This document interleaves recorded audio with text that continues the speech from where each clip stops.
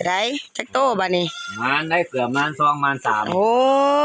ใส่เบิ่งนี่ถ่ายมันออกว่าพี่โอ้ใหญ่ดีเจ้าชักชอกแล้วนี่เจ้าว่า3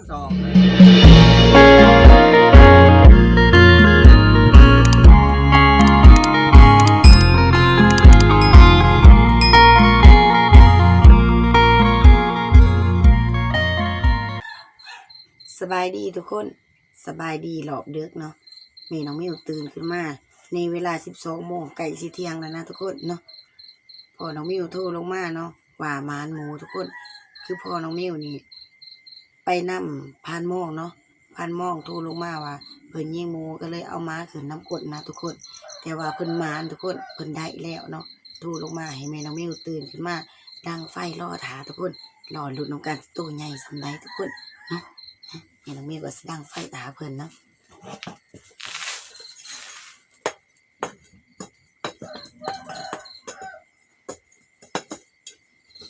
มาขากอาลีพานมองเนาะทุกคนขนาดไปคนเดียวยังได้เนาะโอ้ตลอดเลยนะพานมองเนาะมา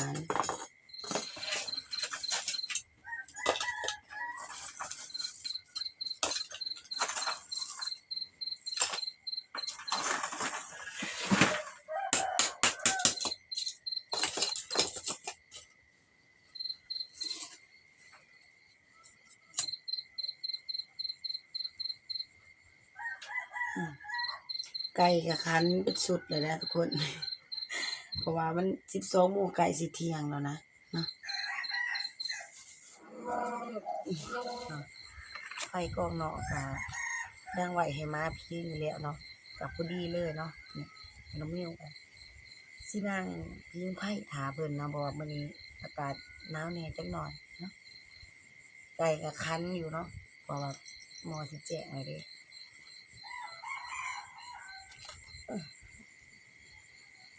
คนตอนนี้ทีมงานเนาะลงมาหอดแล้วเนาะนี่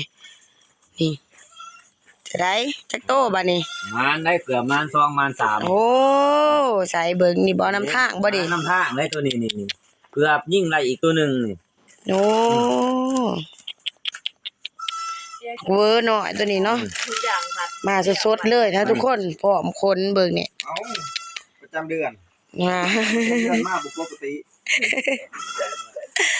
โอ้ใส่นี่บ่พานทองคือใส่แบบนี่โอ้บ่ใส่บ่ได้จะว่าจะได้ FC เดี๋ยวนี้อยากห้องมาเจ้าประจำเดือนมีแต่แอวซ้ำเซาเลยเขาว่าเดี๋ยวนี้มาว่ามันมาวันที่7วันที่8โอ้ยลงนี่แหละคนรักเนี่ยเป็นแฟนเนี่ยโอ้คักขนาดเนาะโอ้นี่ก็เป็นคือกันอีกนี่ก็ได้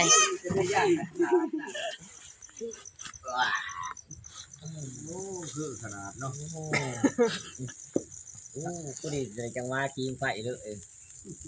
มึงตีความมันใหญ่เนาะจนเดือกองพื้นกองไฟ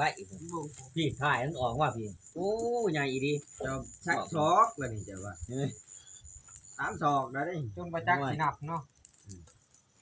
ชอกก็ชอกลิ3 ศอกเอาลูกคอยบอกไฟดินมาศอกนี่3 ศอกกูดีน่าเห็นบ่โอ้ทำนี่พอดียอมเลย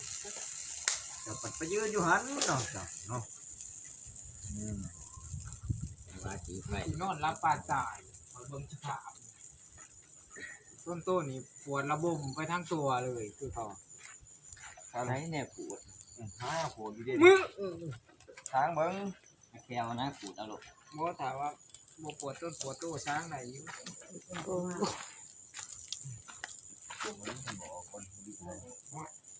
ฟังเอาอะไรเด้อมาแลกหันนัวซีดีเด้อต้นโตบ่วงนะเฮ้ยเอาหมดจะหมดก่อนคิดแม่ว่าเปลืองแบบเปลืองแบบแยะเขาเอิ้นหาที่โตนี่คนห้าเนี่ยมันนี่แม่เมียวแข็งบดใช้แล้วมูเสียมาปิ่นเอาบ่วงมาเลยเฮ้ยจำเดือนนี่แหละเป็นหนักว่าพอมีว่าชื่อมูปิ่น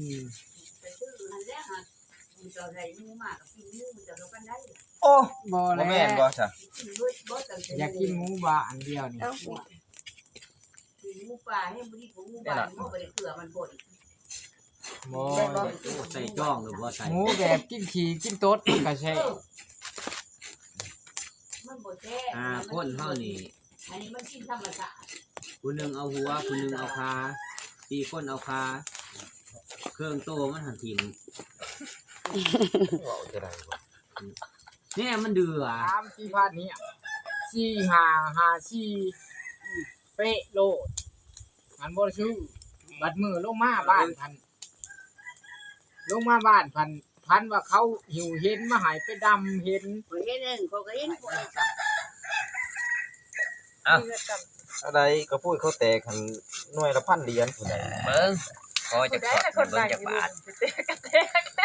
บ่ โอ้ยบ่พันเหรียญจะได้เนี่ยผัวทั้งเมียกินแต่เงินเหรียญ แล้วว่าปั้นกินข้าวไปแต่ดนเนาะ กินเก่งเฮ็ดน่ะสิ แต่กระดานชงก็ยังเปลี่ยนนะเบื้องต่ำเบื้องสูง เปลี่ยนสิให้มันเป็นประจำเดือนเลยบ่ฮะก็พังกันแต่ผู้มาฮอดปีจนก็แสบบด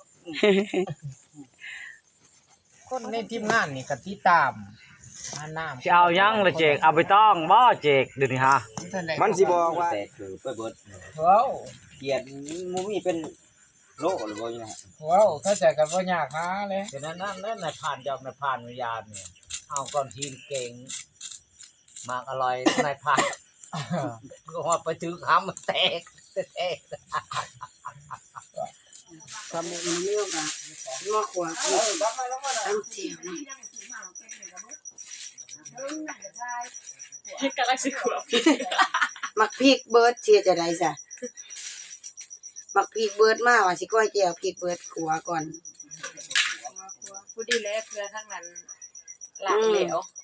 ทางนี้ก็ขวบ อันนั้นพาใหญ่อะไปป่าเบิดลืมเบิ่ง นะจากตัวนะพันใหญ่ไปจะอร่อย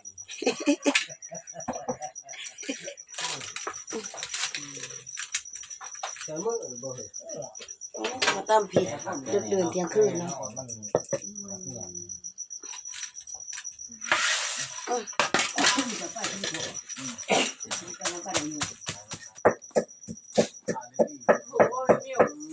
ไปโคกไปใส่แล้วไปเขามาจะเกี่ยวเขาแล้วอ่ะแล้วก็มะนาว มันง่ายมันวางมันก็บอก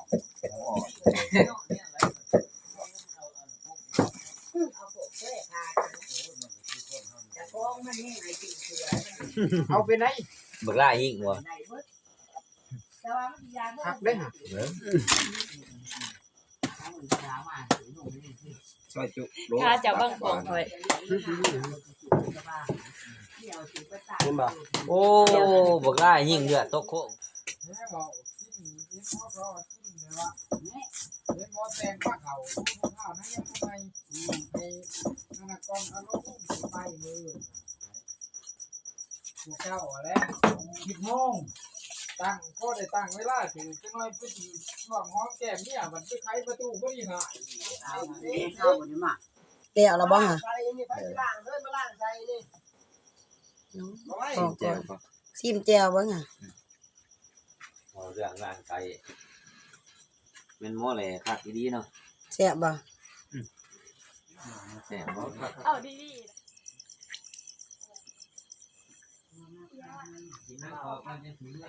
จะได้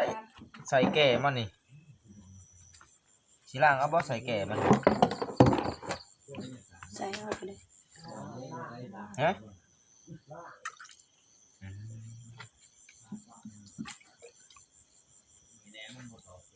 ใช่บ่มีมัน เอาห้อยมัน ได้เลย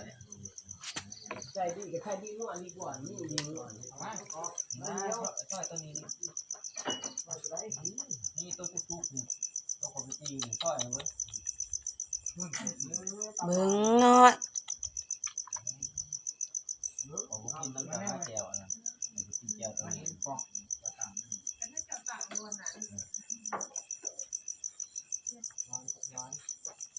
นี่ดีสำลักโอ้แก้วยังมาเขินนี่มันพูด 8ชวน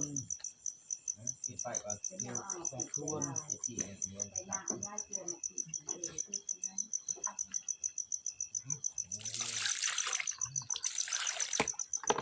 โอ้เขา มาทุกคนกินซอยจุน้ำกันนี่นะนางนุ่ม บอกนั่งกอกเพิ่นบอกนั่ง นางนุ่มเนี่ยมันพอดีกินพอดีอ่อนๆนุ่ม อับบานลองเบิ่งคำหนึง จะว่าบ่ ครับ พอจะเห็นเมียผ่านหม้องก่อนผ่านหม้องเนี่ย ว่าอยู่โอ้ยลืมเอิ้น เอาไง เด้อ ทุ ทุ ก ก ค คน น เล็บดิวกับตาผ่านนั่นนี่มันน่าน้อย แม่นนั่นแหละ มันบ่ได้คือได้ตัวใหญ่ได้ ใหญ่มันบ่มีกันกิน เออ ตาพานนั่นแหละ เบี้ยกับตาผ่านนั่น นี่บ่ แฮะบ่ฮู้มันเสียไปซะ หูกับบ่แม่นบ้านเฮียงหยำตอนเผาหรอบ่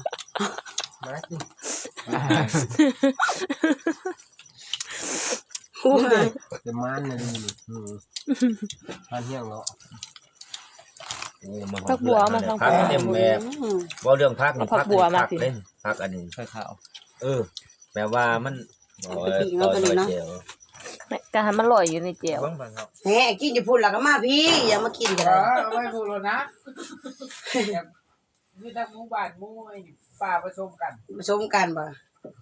ขี้ช่องแบบไปกินหมู่บ้านก่อนแหล้ว แหน่ก็จังว่าหั่นแหละก็กินหมู่บ้านก่อน ก็มาพี่ก่อน เอาพักป้าใหญ่พักลงแล้วก็แบ่งแล้วก็หมด แม่น้องมิวสิย่างก่อนเนาะคอยเอาไปกินกดเนาะเขาเจ้ากินตับหวานแต่ว่าแม่น้องมิวบ่หานกินเลยเอามาย่างก่อนเกือบว่ามันได้3แม่นบ่ โอ้โหไปจี้ป้าใหญ่ที่ยิ่งกับบ่ยิ่ง อ๋อ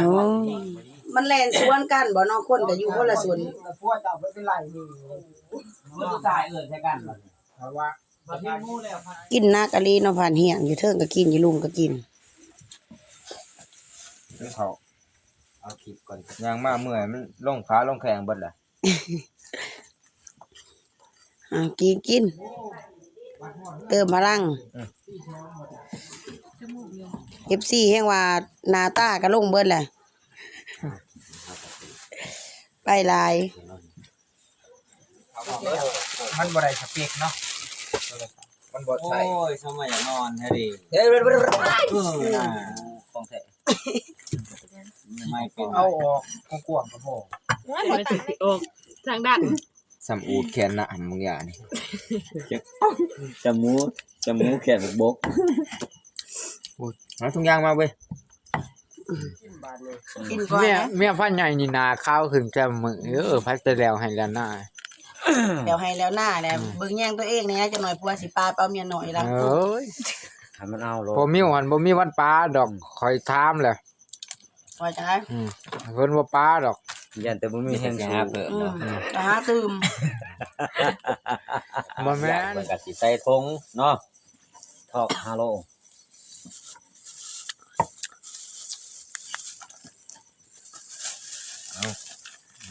เอาโอ้ยไล่ได้โลปลายเนาะกับช้องหูหมูจักซึ่งดูซึ่งยัง เบิ่ง คนนี่คือว่าสมบูรณ์เนาะ ผู้ที่ขาบหนึ่งหรือว่าสองขาบ ช้องได้สำหรับ สำหรับผู้หนึ่ง ฮอดข้ามคาบ ครอบครัวหนึ่ง เนาะขนาดว่าครอบครัวลูกหลายคนได้ลูกอันได้ว่าชามขาบ เอาให้บ่หลายดอกเฮาหลายคือพัดทอกดอก ถ้าว่าผู้ได้ประหยัดดีกาเด้อผ่านมอง เจ้ายังหา เอาเมื่อใดเจ้า เอาใส่ร่วมกันครับ มากไป บุพร้าวกินสีดมันกินสีดมันก่อน กระดูกปลาให้เจ้า กินสีดมันก่อนแล้วก็กระดูกมันอีกก็เอาไปต้ม ก็คือเบิด ต่างหากต้มแล้วก็ตีนมันอีกบัดตีนมันก็ไปต้มเฮ็ดน้ำซุปเธอบัด หลังจากน่ะก็ไปมักใหม่แล้วก็เฮ็ดอีก มักไหม แบบห้อยเนาะ แบบบักห้อยนั่นแหละ เป็นมันร้อนครับ อ๋อแบบสิก็บ่ได้ไปยิงกินเทื่อเดียวก็กุ้มค่าติซั่นน่ะ เว้นบ่บักห้อยเขาแกงแล้วออมแล้วเขาก็ยัดเขาวเบื่อใส่พ่อแม่ ผ่านหม้องนี่บ่ได้เดียวจะไปใส่เดียวเบิ่ง เป็นเขาวเบื่อมัน โอ้ตายดีแนวนี้ผ้าใหญ่ก็คือกันตาครึ่งใส่มีอ่ะพี่ จังได๋ก็อดเอาก่อนให้เมื่อให้หมู่กองเมื่อก่อนจัง จะเปิด ผู้หนึงเว้าผู้หนึงก็ไม่แห้งหลายเติม เอาได้จังวะเอา นะเวลานี้ก็อย่าสุชากันนะ เขาว่ากองเพิ่นบ่ได้เปิด ไปปั้นนั่นเด้อ มาเบิ่งค่ะ ซ้ำติดซิง เอายัง นี่โอ้ย แม่น หัวจับอีดีได้ มันยังอยู่ไกลอีก ใช่ก็บ่เป็นหยังครับแล้วผู้ชายต่อยนี่โคตรของมัน นี่ บ้า บ้า เล เลย ย ตาบ่คนตาบ่คนนั่นเอาแล้ว แง่ว่ากันนะ โอเค1 2 3 4 5พูดขอพูดใต้ข้างเด้อ เอาโลดเอาตัวนี้ก็ในพานก็สิเอาเลยปวดนึงเด้อนี่เอาไม่ว่าโลกไป นี่ เอาแม่ฟันมองเอาแม่ มีบ่อยน้ำอีกเนาะ พานมองรอกูหมู่กินขาดเบิด เวลาบ่แต่หน้าตาได้บ่คำบอกมันยังหล่อ เปิดสิเกียดนับแป๊กสี เขาว่าทันดอกได้ยินหูแผ่วๆน่ะ คำเว้าเพิ่นน่ะบ่มีอันทิมคันเว้าเพิ่น ก็ช่วยแน่ เอา แหละ เอาอยู่แล้วนี่ ก็ย่านเพศ พื้นท้องมันมีกระดูกอ่อนอยู่นำคำสุดท้าย คอยว่าตัวนี้กระดูกกลางบ่ เพศเพศเพศ แล้วนี่ ทางมัน บ่แม่น หมู3ชั้นนั่นนี่ บ่แม่น แซ่บเด้อ กินหัวหมู นางนม ไปกวางงูน้ำพันมองก่อน คัก มือ ๆโอ อื่ เคน เมื่อก็เด้อบัดนี้ เอายัน ได้แล้ว เกมเราเกมเบี้ย ไป บุญบ้านคนนี้คนขับเตย เพื่อนข้างๆเขาบ่เปิดเพลงให้ติดเนาะเขาเลยสอด เมื่อก่อนจะนอนหมู่สิว่ามันคือบ่เมื่อจักเทื่อบักอัน กินบ่จักเทื่อว่ะ เขาเปิดเพลงกัน กินอิ่มแล้วเมื่อบ่บัดนี้ ถ้าบ่ท่วมก็ย่าแม่มัน โอ้ยเต็มเนาะ ไปไปไปไป ไปเช้าได้ โอเคขอบมกขอบใจหลายๆไปก่อนกลับก่อนบัดนี้ ไปโชคดีอยู่นี่มีแห้งมื้ออื่นพอกันใหม่ เมื่อก่อนมานี่ขอบมุกขอบใจได้หลายไปโชคดีโอกาสหน้าโชคมานอีก เอา ชีมือ สิให้พานม่องขึ้นไปอีกผู้เดียว โอ้เนาะ เพิ่นขึ้นผู้เดียวบ่ได้มัน ไว้ก็ว่าอยู่เพิ่นนี่ตอนนี้ก็ทีมงานเฮาก็ได้แยกย้ายเมื่อเฮือนไปเฮือนมันแล้วเนาะแม่น้องมิวก็สิมาเก็บเมียนซีนที่ย่างอยู่นี่เนาะโอ้คือหนักเตะเฮ้ย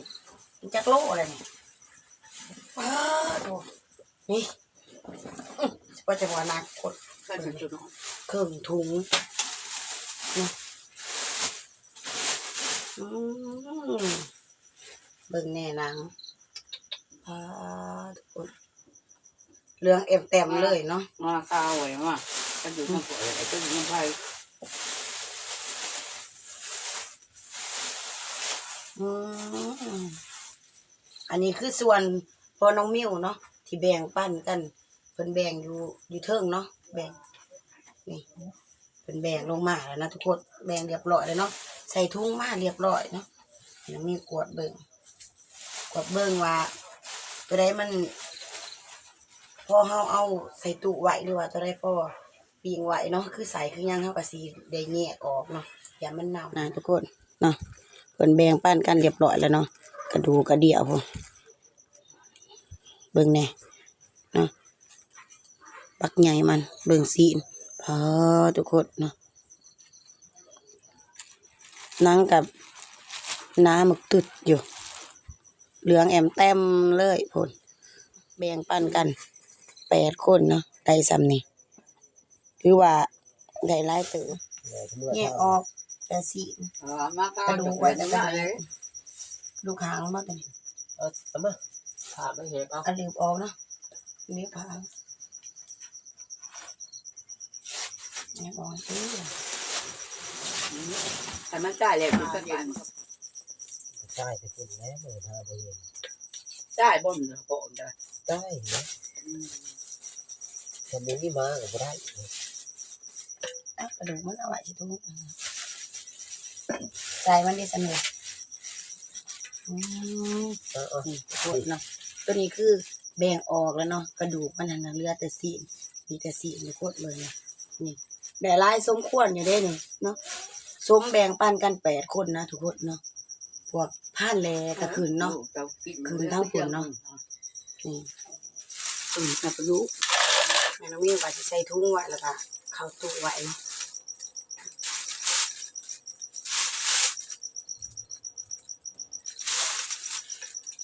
ปรุงหมูหน่อยก็ให้ปิ้งไว้แล้วนะ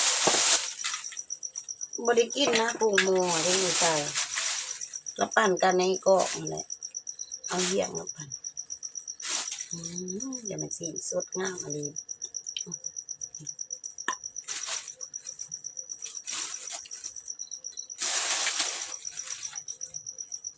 แดงอ่องตองอยู่คงสีโมมันใหญ่เนาะ มันก็เนื้อจม